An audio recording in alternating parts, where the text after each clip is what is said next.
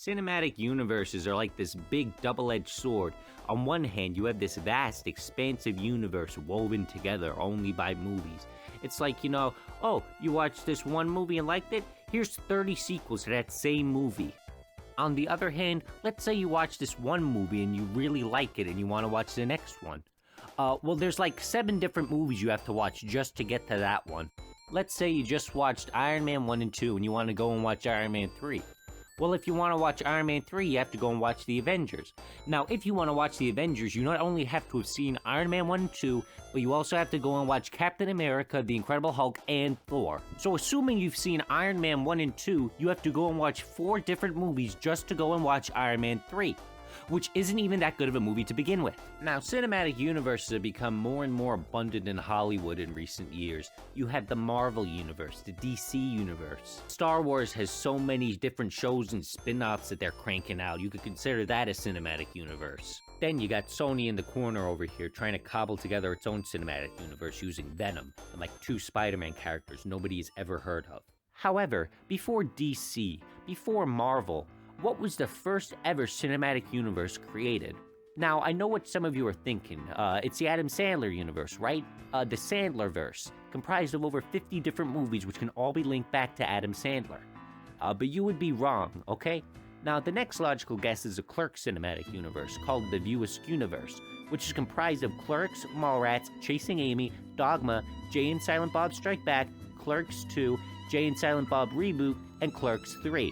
But you would be wrong. Again, this cinematic universe started roughly 40 years before Clerks ever came out in theaters. Which cinematic universe is that, you're asking? Well, let me show you.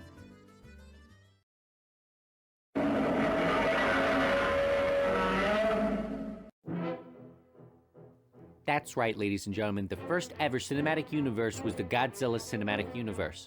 Now, I know what you're gonna say, but Frank, what about Universal Monsters? Well, let's get into that. The Universal Monsters franchise is comprised of 40 movies.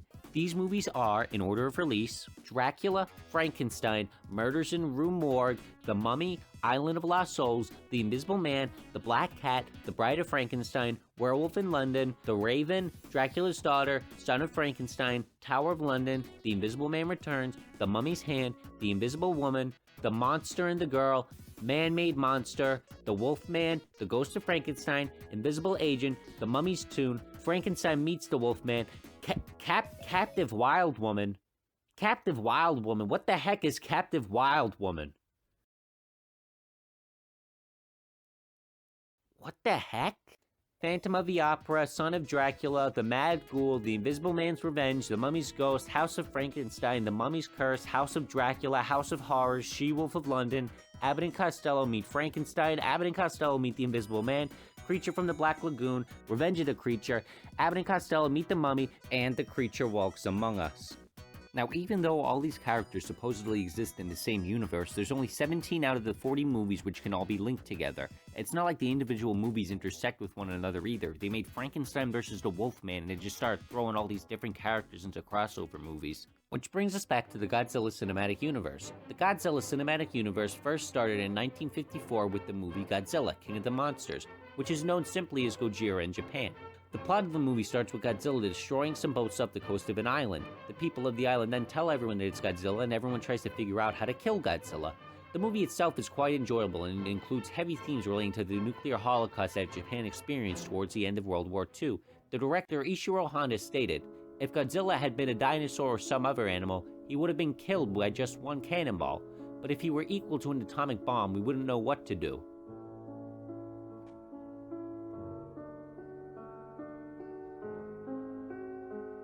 The rest of these movies are just dumb fun.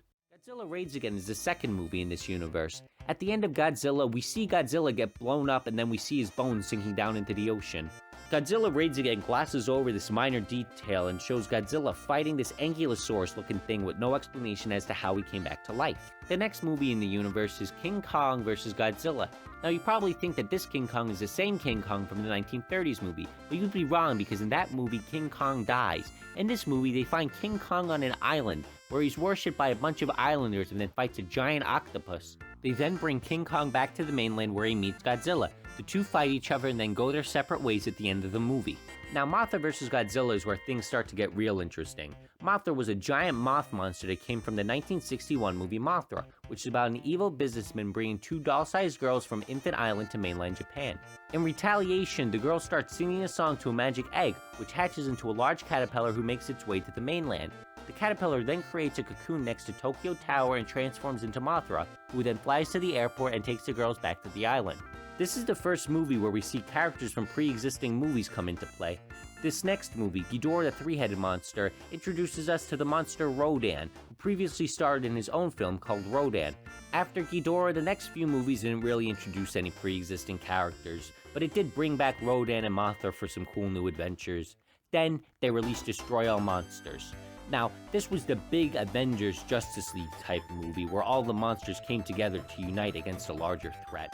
For this movie, they brought a ton of different monsters into the universe. First off, there's Gorosaurus, who's a dinosaur that debuted in the 1967 movie King Kong Escapes, which is a sequel to King Kong vs. Godzilla and also stars Robot Kong, who existed long before Mechagodzilla did.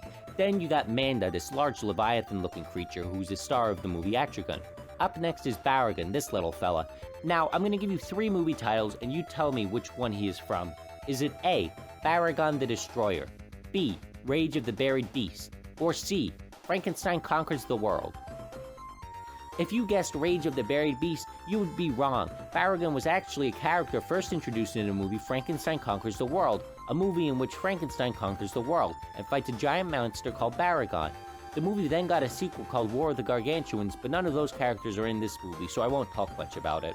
The final character in this movie is Varan, who is in the movie for about 2 seconds. After Destroy All Monsters was released, they made 6 more Godzilla movies before the universe came to a close, ending with Terror of Mechagodzilla. So including the 15 standard Godzilla movies, Mothra, Rodan, Varan, King Kong Escapes, Atrigon, Frankenstein Conquers the World, and War of the Gargantuans, we have a total of 22 movies that make up this vast universe. That's more movies than the DC universe and the new Monsterverse movies combined. And there you have it, ladies and gentlemen. This is the first ever cinematic universe with all the movies that make it up. Hope you guys enjoyed the video. I'll see you guys in the next one.